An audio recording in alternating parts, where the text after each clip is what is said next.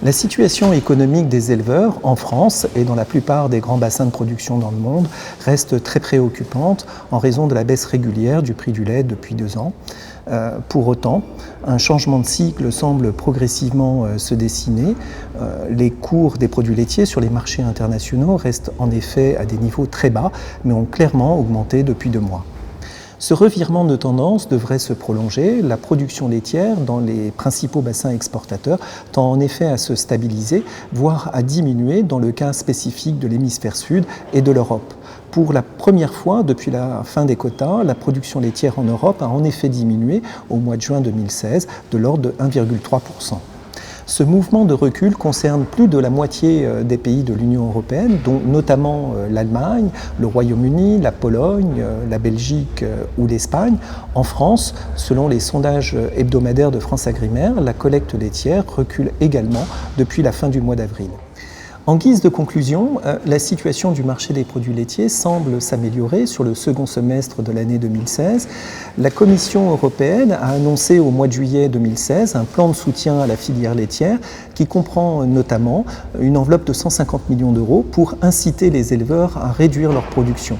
Cette mesure devrait rééquilibrer le marché européen en termes d'offres et de demandes.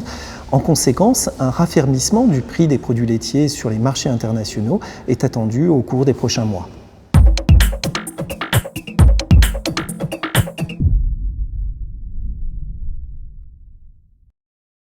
Les échanges internationaux de produits laitiers sont relativement modérés.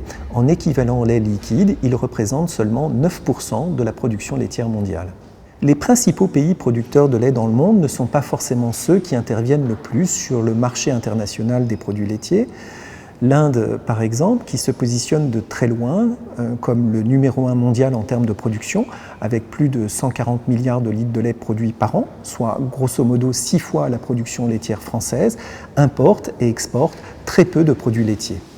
En revanche, la Nouvelle-Zélande, qui produit un peu moins de lait qu'en France, fournit à elle seule 27% des produits laitiers échangés sur le marché international.